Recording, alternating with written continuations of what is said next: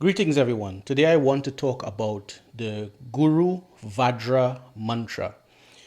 This mantra is said to be the essence of a Tibetan guru known as Padmasambhava.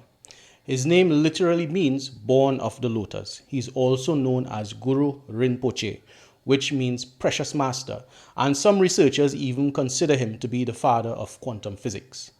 Shakyamuni Buddha predicted 8 years after his transition, a remarkable being with the name Padmasambhava will be born, and he will divulge many great secrets and mantras that will be of great benefit to all being. Padmasambhava is one of the founding fathers of Tibetan Buddhism. He is said to have been born in a lotus and was found by a king.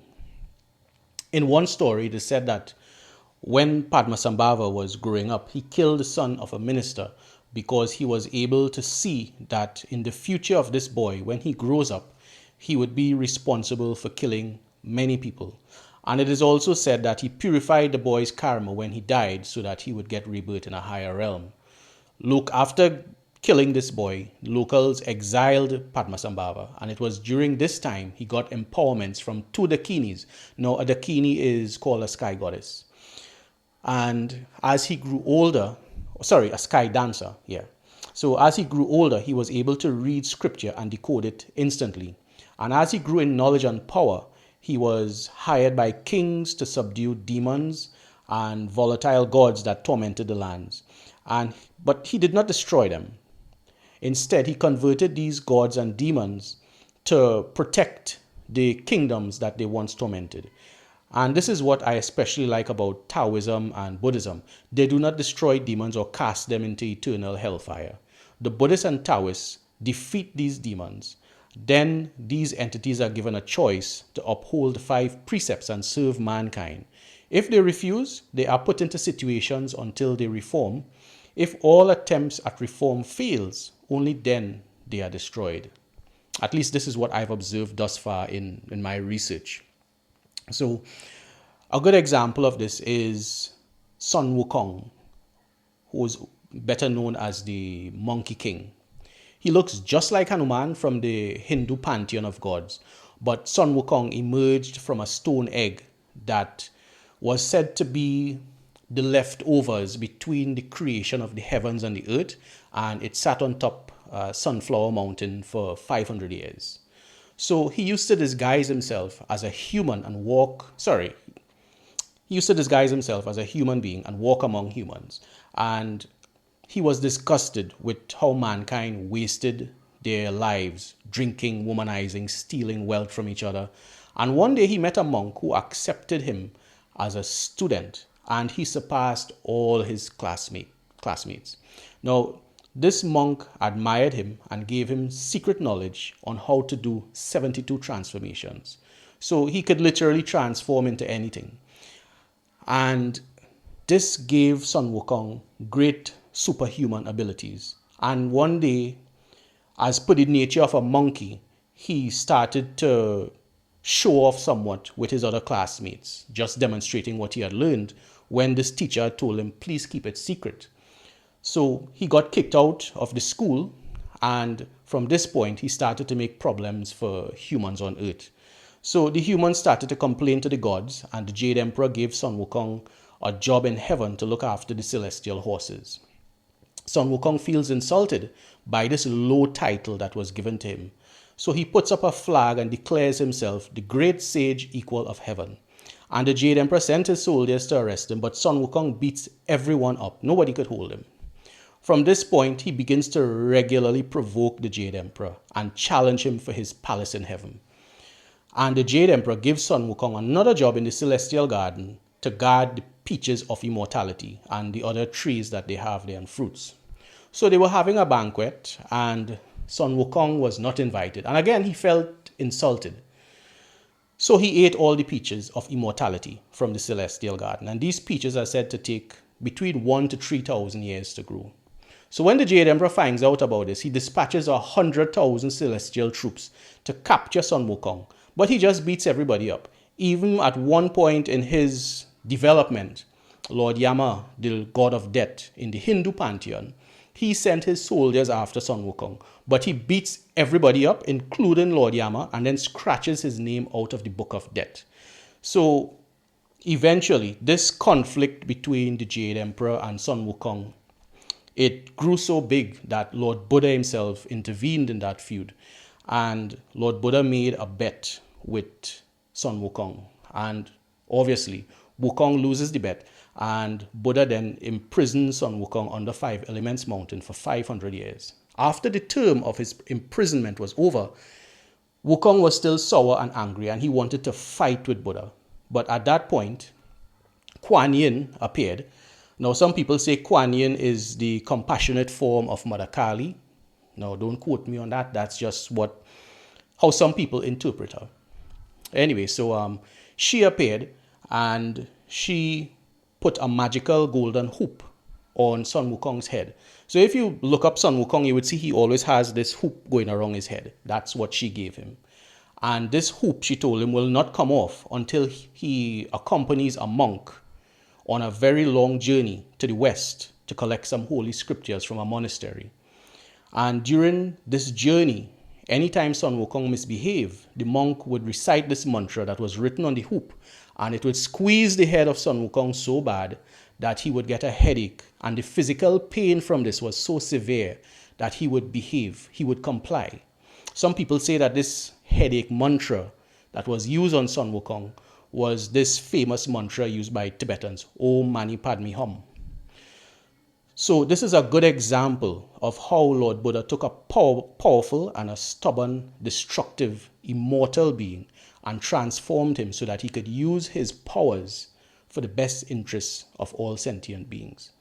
So I just wanted to add that we all have our own hoop that limits us and hinders us. My hoop happened in 2011. I'll be honest, I never wanted to learn any of these weird spiritual things. I would have preferred to spend my time learning about something to make money. But again, this was the nature, the direction my hoop carried me in. So getting back to Padmasambhava, he had two wives, one from India, one from Tibet. And together they practiced ancient forms of Tantra in different caves. And they attained what is called a rainbow body. And to this day, anyone who makes the sacrifice to visit any of the meditation caves in Tibet where Guru Rinpoche used to meditate, they would receive a tremendous amount of merit and benefits. Upon entering some of these caves, there are footprints and handprints that are said to have been deliberately placed there by Guru Rinpoche. And in studying Guru Rinpoche, there are 8 forms of him, and each form is said to represent him at different stages of his journey in life. And because of the way that he was born, not having a mother or a father, and the trident that he carries, plus the way he does magic, it reminds some people of Lord Shiva from the Hindu pantheon. No, I'm not saying he's Lord Shiva. I'm just saying it reminds people of him. So it is said that Padmasambhava is the Buddha for this dark cycle of Kali Yuga, and he's here to help transform our negativity.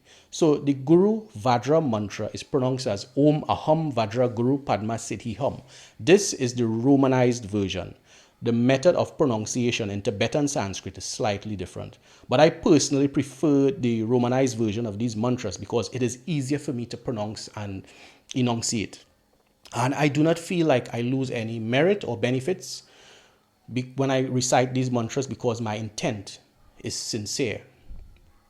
So for those who think pronunciation is more important than having a sincere intent while reciting any mantras and sutras, there's a story about a highway robber, a murderer named Ratnakara. And he used to rob and kill people. And one day, some monks were passing. And as he was about to rob them and take their belongings, the monk asked him if his family will share in this bad karma that he's generating from all these robberies and murders. So to make a long story short, Ratnakara tied up the monks. He went home to ask his wife and family if they will take a share in this bad karma. And they all replied no. They told him you could choose any other profession to earn money and feed us. So he was very saddened by this, and he felt an intense remorse for the amount of things that he did. So when Ratnakara returned to the monks, he asked them how can he purify himself from all these sins and all this bad karma. So the monks advised him to sit and recite a mantra, Rama, Rama, until he's purified. Ratnakara was such a bastard. He couldn't even pronounce the name Rama, Rama. The only name he was able to say closest to that was Mara, Mara. And some people say that name either means death or killer. So he sat in one spot and recited Mara, Mara until termites built a nest around him. And his body almost turned to bones inside this big termite nest.